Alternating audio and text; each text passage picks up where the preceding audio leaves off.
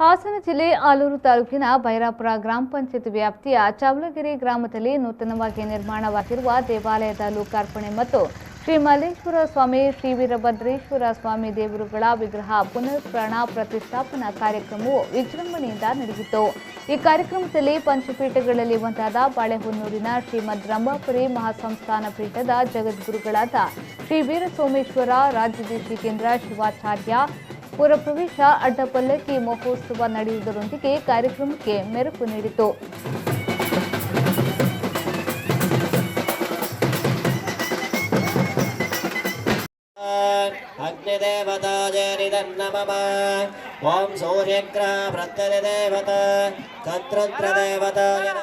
ಕಾರ್ಯಕ್ರಮದಲ್ಲಿ ಭಕ್ತಾದಿಗಳನ್ನ ಕುರಿತು ಮಾತನಾಡಿದ ಶ್ರೀಗಳು ಆಶೀರ್ವಚನ ನೀಡಿದರು. ಧರ್ಮದ ಹೆದ್ದಾರಿಯಲ್ಲಿ ನಡೆದು ಈ ಮಲೆನಾಡಿನ ಪ್ರಾಂತಕ್ಕೆ, ಈ ಭಾಗದ ಭಕ್ತರಿಗೆ ಧರ್ಮದ ಮಾರ್ಗದರ್ಶನ, ಉತ್ತಮವಾದಂತಹ ಸಂಸ್ಕಾರ ಕೊಡಬಲ್ಲರು ಅನ್ನುವಂಥ ಆತ್ಮವಿಶ್ವಾಸವನ್ನು ಜಗದ್ದೊಳವರಲ್ಲಿ ಮೂಡಿಸಿದ್ದಾರೆ. ಅದರಂತೆ ತಮ್ಮಲ್ಲಿನೂ ಕೂಡ ಭಾವನೆಗಳು ಈಗಾಗಲೇ ಗರಿಗೆದರಿಕೊಂಡಿವೆ ಅನ್ನುವಂಥ ಮಾತನ್ನು ಹೇಳಲಿಕ್ಕೆ ಬಯಸ್ತಾ ಇದ್ದೇವೆ.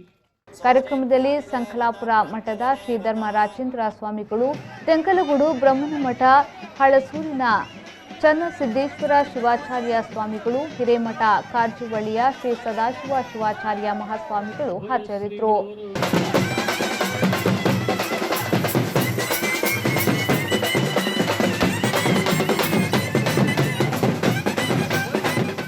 ಯೋಗೇಶ್ ಮೇಚೆ ಜೊತೆ ಧರ್ಮೇಂದ್ರ, ವಿ4 ನ್ಯೂಸ್ ಹಾಸನ.